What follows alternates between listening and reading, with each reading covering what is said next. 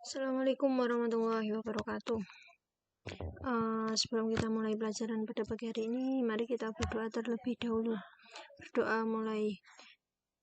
A'udzubillahi minasyaitonirrajim. Bismillahirrahmanirrahim. Raditu billahi rabba wa bil islami dina wa bi Muhammadin nabiyya wa rasula. Rabbi zidni ilma warzuqni fahma, amin ya rabbal alamin. Nah, kita lanjut. Masih terkait tentang kemarin melanjutkan bab kerjasama, tetapi kita sekarang akan membahas tentang upaya pencegahan konflik yang bersifat SARA atau yang bersifat SARA itu singkatan dari suku, agama, ras, dan antar golongan. Nah, kita lihat keberagaman budaya di satu sisi memberikan peran penting bagi bangsa dan masyarakat besar seperti Indonesia. Teman-teman tahu bahwa di Indonesia itu keberagaman budayanya sangat banyak sekali. Nah, ini itu kalau tidak dikelola dengan baik dan tepat, ini akan menjadi malapetaka atau akan menjadi masalah bagi masyarakat Indonesia. Kemudian setiap masalah, sebelum ke sini, kita ke sini dulu, bahwa bangsa Indonesia mempunyai 3 kekuatan untuk mempersatukan bangsa. Yang pertama, yaitu Pancasila sebagai dasar negara dan pandangan hidup bangsa. Kemudian ada semboyan Bhinneka Tunggal Ika. Nah, ingat teman-teman, semboyan Bhinneka Tunggal Ika, walaupun kita berbeda-beda, tetapi kita tetap satu. Kemudian bahasa Indonesia sebagai bahasa persatuan. Nah, walaupun bahasanya bahasa daerah macam banyak ya. Ada ya, setiap daerah mesti mempunyai bahasa. Misalkan kalau orang Jawa menggunakan bahasa Jawa, nanti orang Madura ada bahasa Madura sendiri, kemudian orang Sumatera. Nah, tetapi pemersatu bangsa yaitu apa? Menggunakan bahasa Indonesia. Nah, kita kembali ke sini. Setiap masalah yang berpotensi menimbulkan konflik dalam masyarakat yang beragam harus segera diselesaikan sehingga tidak membawa akibat yang merugikan masyarakat. Nah, apa sih upayanya? Di sini dijelaskan bahwa ada 2 upaya yang dapat dilakukan. Yang pertama yaitu ada namanya istilah preventif dan ada namanya istilah represif. Kita ke cara preventif dulu. Apa sih pengertian preventif? Atau cara preventif itu artinya adalah upaya dilakukan untuk mencegah terjadinya masalah atau sebelum masalah terjadi. Jadi preventif itu pencegahan sebelum masalah itu terjadi. Nah, ini dapat dilakukan dengan apa? Dengan cara yaitu mengembangkan sikap toleransi, kerjasama, latihan bersama, dan sebagainya. Misalkan contoh toleransi. Nah, kita tak biasanya ya, kita misalkan beda agama. Nah, kita harus ada toleransi. Toleransi mereka misalkan kita punya tangga yang tidak seagama dengan kita. Nah, kita juga harus toleransi mereka beribadahnya bagaimana. Ya udah, itu mereka punya agama masing-masing dan kita juga mempunyai agama masing-masing. Kita harus saling menghormati. Kemudian ada kerjasama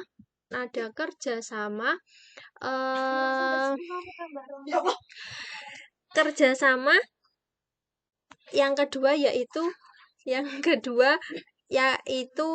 cara represif. Artinya bahwa upaya mengatasi masalah pada saat atau setelah terjadi masalah. Kalau tadi itu sebelum masalah terjadi, itu namanya preventif. Kalau represif itu adalah mengatasi masalah setelah masalah itu ada. Contohnya, penangkapan, pembubaran paksa, dan lain sebagainya. Misalkan kalau udah ada tawuran, nah itu nanti misalkan ada contoh entah itu mahasiswa ataupun siswa yang melakukan tawuran misalkan. Nah, itu nanti akan adanya penangkapan dan nanti biasanya dikasih pengarahan. Nah, itu namanya tindakan represif. Kemudian ternyata ada cara lagi, yaitu namanya kuratif. Kuratif itu apa? Yaitu upaya tindak lanjut atau penanggulangan akibat masalah yang terjadi. Tujuannya yaitu untuk mengatasi dampak dari masalah yang terjadi. Contohnya, nah tadi misalnya ada pendampingan bagi korban kerusuhan, perdamaian, kerjasama, dan sebagainya. Kalau kuratif itu tadi, misalkan tadi kan ada siswa yang melakukan tawuran, ditangkap, itu namanya represif. Tetapi ketika habis ditangkap kemudian dikasih pendampingan, ada perdamaian, kemudian dibimbing, itu namanya kuratif.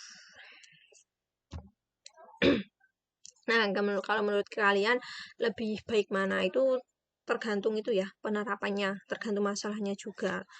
Kemudian ada upaya penyelesaian konflik masyarakat dapat dilakukan dengan cara mengembangkan sikap saling menghargai dan menghormati berbagai keberagaman di masyarakat. Kemudian, apakah kalian boleh membanggakan suku bangsa dan budaya daerah sendiri? Tentu boleh, tapi jangan berlebihan, apalagi sampai merendahkan budaya daerah lain. Itu pasti nanti akan menimbulkan perpecahan. Nah, kalian harus menghormati dan menghargai budaya lain.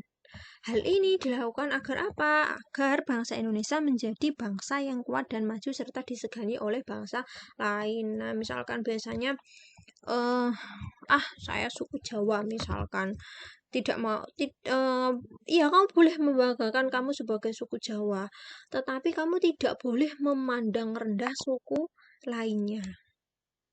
Selanjutnya yaitu sikap menghargai dan menghormati keanekaragaman suku, bangsa, dan budaya dapat diterapkan melalui berbagai cara. Contoh yang pertama, tidak menonjolkan suku bangsa sendiri. Ini tidak menjelekkan suku bangsa lain, mau bergaul dengan teman yang berbeda suku. Nah, tadi teman-teman tidak boleh, kalian boleh bangga menjadi suku tersebut, tetapi kalian tidak boleh menjelekkan suku bangsa lainnya. Selain itu, kalian juga harus menerima keanekaragaman budaya sebagai bagian budaya bangsa Indonesia. Menerima dengan cara apa? Yaitu mempelajari kesenian daerah lain. Contoh misalkan kayak apa ya? Yang misalkan kalian orang Jawa Tengah, kalian boleh mempelajari tarian Jawa Timur, misalkan Reok Ponorogo, kayak gitu boleh. Nah, itu kalian namanya menghargai. Kemudian kalian itu menunjukkan sikap menerima keanekaragaman budaya bangsa. Misalkan contohnya lagi, kalian merupakan warga pendatang suatu daerah. Sudah sepantasnya bila kalian menyesuaikan diri dan mempelajari kebudayaan daerah setempat.